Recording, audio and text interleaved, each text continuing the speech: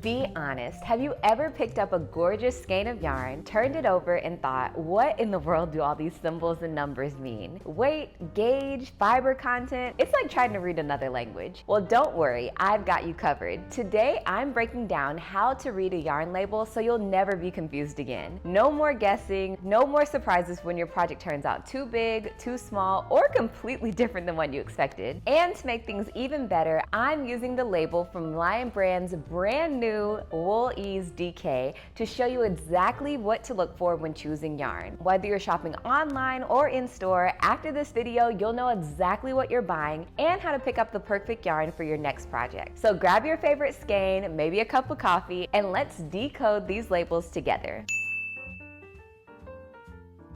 All right, let's start with fiber content. Probably one of the most important things to look for on a yarn label. This little section right here tells you exactly what your yarn is made of. And trust me, it matters because different fibers affect how your project will feel and even how it'll hold up over time. So let's break this down really quick. One fiber is wool. Wool is warm, stretchy, and great for winter projects, but it can shrink or grow unexpectedly after blocking. Next, we have cotton. Lightweight, breathable, and perfect for summer, plus it holds its shape after blocking. Another fiber is acrylic, super budget friendly, easy to care for, and great for beginners, but it also has a mind of its own when it comes to stretching or shrinking after washing. And the last one we'll talk about today is bamboo. Soft, silky, and drapey, almost like cotton, but it stays pretty much the same after blocking, so there's no surprises. Now there are tons of other fibers out there, but in general, wool and acrylic are better for cool weather projects, while cotton and bamboo are great for warm weather makes. So let's check out today's example, this Lion Brand Wool Ease DK. The label says it's 80% acrylic and 20% wool, which means it's definitely a winter-friendly project if you ask me. You'll get that cozy warmth from the wool, but with the durability and ease of acrylic. A solid choice for sweaters, scarves, or even a comfy beanie. You see how just one part of a label can tell you so much about how your project's going to turn out? And we're just getting started, so let's move on to the next section. Next up, let's talk about weight. And no, we're not talking about how heavy the skein is, we're talking about thickness. This is super important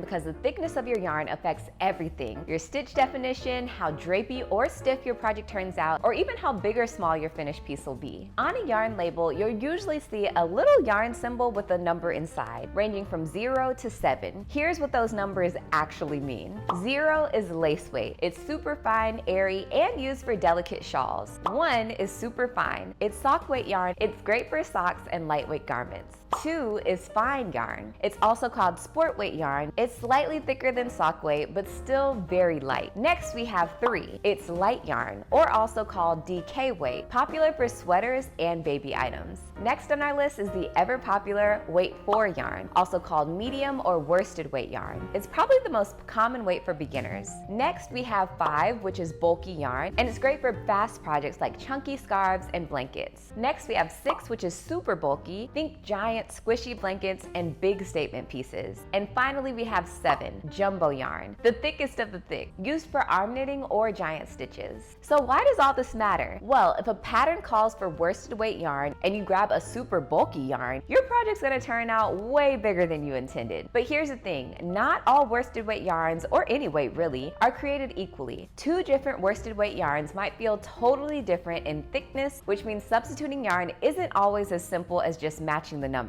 But don't worry, I'll break that down a little bit later in this video. For today's example, let's check out Lion Brand's Wool Ease DK. The label shows the number 3 inside of a yarn weight symbol with the word light above it. So based on what we went over, that means this yarn is a little thinner than worsted weight, making it great for lightweight garments, baby clothes, and even accessories that aren't too chunky. Can you use this for other projects other than that? Of course you can. This is just an idea of what this yarn is typically used for. So now that we know what our yarn is made of and how thick it is, let's move on to something just as important, recommended hook and needle sizes. Recommended hook and needle sizes are typically located on the yarn label. But here's the thing, don't feel like you're locked into what the label says. These are just guidelines, a starting point to help you get going. Honestly, you have the freedom to experiment, and the best part, you can always size up or down depending on how you want your project to feel. For example, let's talk about my latest crochet project using Wool Ease DK yarn. On the label, it suggests using a 4mm hook, but you know what? I ended up using a 5mm hook for a looser, more relaxed feel, because that's the vibe I was going for. Now you might be thinking, wait, but doesn't that mess up the pattern? Well, sometimes it does, but it's all part of the fun of designing or freestyle crocheting. It's all about figuring out what works for you and what you're looking for. If you're noticing that your stitches are too tight and you're struggling with getting through the fabric, size up a hook or needle to give you a little bit more wiggle room. You'll get a looser feel and more fluid fabric. On the flip side, if your stitches are looking too loosey-goosey and your project feels floppy, go down a size or two to tighten things up and add some structure. The beauty is you have the power to adjust based on how you want it to turn out. This is one of those things that makes crochet and knitting so personalized. It's not just about following the rules, it's about making the project yours. So don't be afraid to tweak things as you go. Now let's talk about gauge. And trust me, this is so important. If you've ever tried to make a sweater or any project where the size really matters, you know that getting the gauge right can make or break the fit. So what is gauge? It's simply the number of stitches and rows you can fit into a 4-inch or a 10-centimeter square. And you'll want to check your gauge before jumping into a project, especially when making something with specific measurements. If you don't check, your project could turn out way too big or way too small. For today's example, we're looking at Wool Ease DK yarn, and the label suggests using a 3.75mm needle, which should give you a 4x4-inch gauge and 22 stitches and 30 rows. But here's the kicker. If you switch to a 4mm hook, you'll get a 4-inch by 4-inch gauge of 16 stitches and 18 rows. Now you might be thinking, but wait, what if I crochet my swatch with a 4mm hook and I end up with more than 16 stitches or 18 rows? And you know what? That's absolutely fine. That's the beauty of gauge. It's your personal starting point. If your gauge is off, don't panic. You can adjust the size of your stitches or the tension to get the exact fit you want. But here's a little pro tip. When making something like a sweater, you'll want to go by your own gauge swatch and not just what the yarn label says. The yarn label is just there to guide you, but your swatch tells the real story. It's like the difference between reading a map and actually being on the road. You need that real life data to make sure everything fits just right. So always make sure to do a gauge swatch before you start. It'll save you so much time and frustration down the road. Trust me on that one. If you're finding this video helpful, be sure to give it a thumbs up and leave a comment with the yarn emoji. All right, now let's talk about something that happens to all of us at some point. You found your favorite yarn, maybe it's the perfect color, the texture's just right, and then one day you find out it's been discontinued. Or maybe you're looking to swap out the yarn for your current project and you're not sure where to start. What do you do when that happens? This is where understanding weight and yardage on your yarn label really comes in handy. Here's the good news. Most yarn labels will have a couple key things that you really want to pay attention to. First up is the weight. You'll see something like 100 grams or 3.5 ounces. That's the total weight of the skein. Then you'll see the length. This usually comes in units like yards and meters. These two pieces of information are super important because they give you a sense of how much yarn you actually have to work with. Now, when you're searching for a substitute yarn, the trick is to look for something that has a similar weight to yardage ratio. Let's break it down. For example, if your original skein is 100 grams and gives you 220 yards, when looking for a new yarn, you want to find one that has a similar weight and the same length, so around 220 yards. Simple enough, right? But there's a little bit more to it. Some yarns are denser than others. Like cotton can actually be heavier than wool. Even though they might feel similar in thickness, this is why you want to make sure you're checking both the weight and the yardage when it comes to substitutes. Even if a yarn looks similar in thickness, it could behave very differently based on those factors. For example, today we're using Wool Ease DK and it has 232 yards in this 100 gram skein. Now you might find another yarn with a similar weight to yardage ratio, but there's still other factors to keep in mind, like the fiber content, the yarn thickness, and even the gauge. If the fiber content is drastically different, it's going to affect how your yarn feels and wears. You could have the same weight and yardage, but a wool-based yarn versus a cotton-based yarn is going to feel and perform differently on your project. So what's the takeaway here? When substituting yarn, always look at the big picture.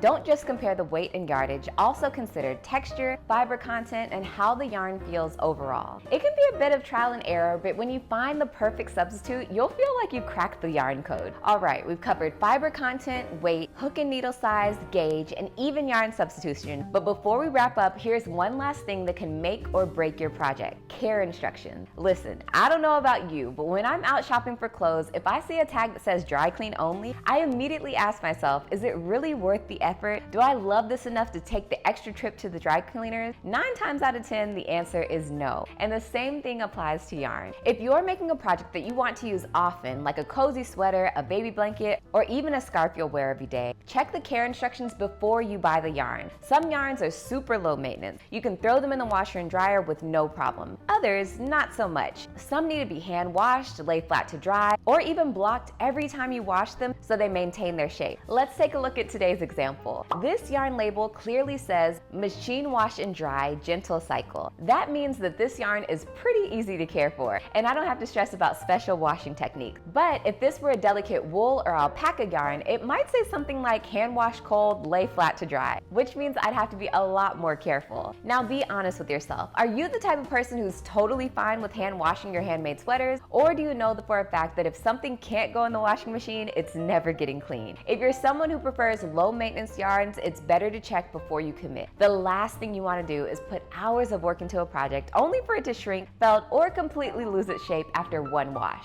So before you fall in love with the yarn, take a quick peek at those little care instruction symbols on the label, and your future self will thank you. Okay, we covered a lot today, and while there's still more to learn, this is a solid foundation to help you decode any yarn label like a pro. No more standing in the yarn aisle, squinting at the fine print, wondering what all those numbers and symbols mean. You got this. Now, if you found this video helpful, do me a favor and give it a thumbs up so I know you're enjoying this type of content. And let's chat in the comments. What's your go-to yarn? Are you a cotton lover, a wool fanatic, or do you stick with acrylic for the ease and affordability? Let me know in the comments below. I love hearing what y'all are working with. Thanks so much for hanging out with me today, and I'll see you in the next video. Bye!